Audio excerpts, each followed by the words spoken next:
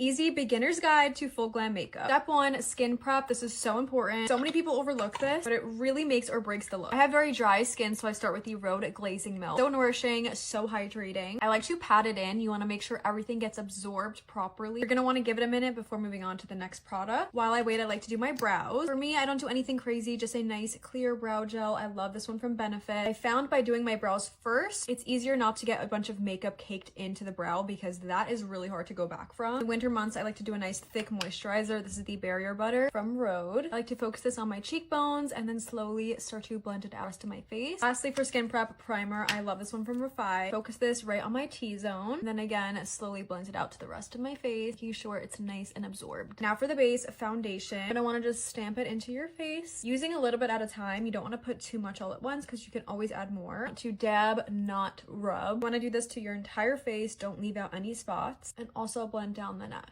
Next, I do contour. I'm using this Makeup by Mario one. A tip is to pick it up with a brush. Don't go directly on your face. I know it could be fun to do that, but it's just so much easier to place it in the correct spot when you put it on the brush. You want to just lightly dab right here on your cheekbone where it creates that little hollow. You want to blend going upwards. You don't want to blend going down. You want to slowly start going up to the temples and connecting it like a little C right here, hugging your eye. You can also add across to the forehead and connect it to the other side. I'm going to be linking all these products and the brushes. If you're nervous about making sure everything is blended, you can go back in with a beauty blender after each step and lightly dab to make sure that there's no harsh lines. For concealer, you're going to want to place a little bit on the inner corners and then a little on the outer corner going upward. Like so. I like to use a lighter shade under my eyes and then with a more deeper color that's closer to my skin tone, I'll do the rest of my face. So I'm going to cover this blemish right here, do a little around my mouth, forehead right here. And I like to take a little fluffy brush like this and start blending out the concealer. Always doing the eyes last because you want to let those get really nice and tacky. Once you've let the under eyes get a little tacky, you can start blending those out. This will allow you to get maximum coverage with less product. That way it doesn't look cakey. Just like that. Trying to keep it exactly where you placed it, but also covering up those under eyes. I like to go over lightly with a beauty blender, make sure everything is nice and seamless. Then I go in with a liquid blush. I'm using this one from Huda Beauty. Put 2 little dots high up on my cheekbones